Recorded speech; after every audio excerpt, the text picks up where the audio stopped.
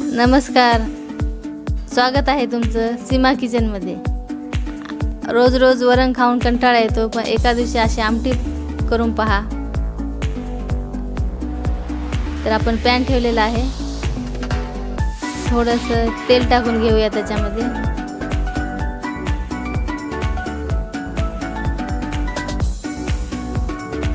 तेल तापलेलं आहे, थोडंसं डाळीचं पीठ भाजून घ्यायचं आहे, बेसन पीठ। आपल्याला लागते तसं घ्यायचं, 2 वाटी 3 वाटी। चांगलं लालसर परतून घ्यायचं आहे। पीठ भाजून झालेलं आहे, त्याच्यात गरम पाणी ओतून घ्यायचं आहे। पाणी गरमच घ्यायचं आहे। सर्व मिश्रण करून घेऊया आपण एकत्र। पाणी लागेल तसं टाका, 1 वाटी 2 वाटी तुमच्या आवडीप्रमाणे, घट्ट पातळ। पण ही आमटी पातळ चांगली लागते। तर आपण आता कढई ठेवलेली आहे, त्याच्यात तेल टाकून घेतलेलं आहे। तेल थोडं जास्त टाकायचं।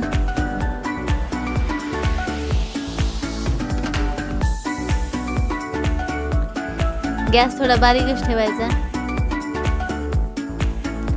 आता आपण खोबरं, अद्रक लसूण पेस्ट आणि कांदा हे साहित्य घेतलेलं आहे। फोडणीमध्ये आपण जिरं, मोहरी हे टाकून घेऊया। मोहरी तडकेलेली आहे।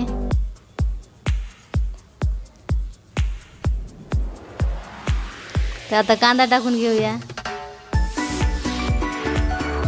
कांद्याला परतून घेऊया।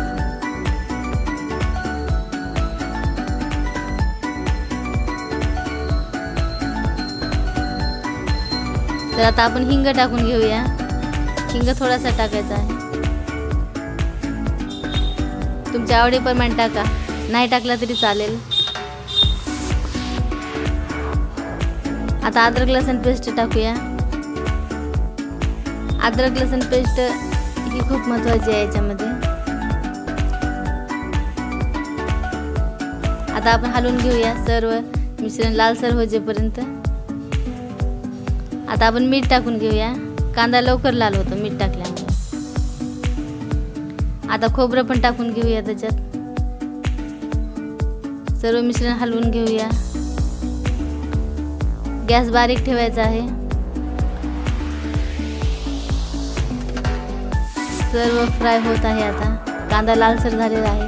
थोडीशी हळद टाकून घेऊया, लाल तिखट मसाला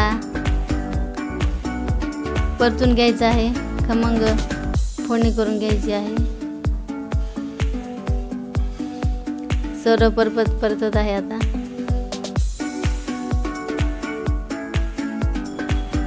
आता ते मिश्रण करून ठेवलेलं डाळीचं पिठाचं त्याच्यात टाकून घेऊया आपण, आणि लगेचच झाकण लावायचं आहे, फोडणी उडू द्यायची नाही।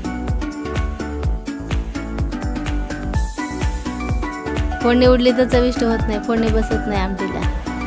आता सर्व हलवून घेऊया आपण। ही 4 वाट्याची आमटी आहे। तुम्हाला वाढून करायची असली तर तुम्ही वाढून करू शकता। तर आपण 5 मिनिटं झाकून ठेवूया ह्याला उकळी येईपर्यंत। गॅस बारीकच ठेवायचा आहे।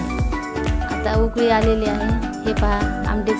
आमटी कशी वाटली कमेंटमध्ये सांगा। आमच्या चॅनलला सबस्क्राईब करा।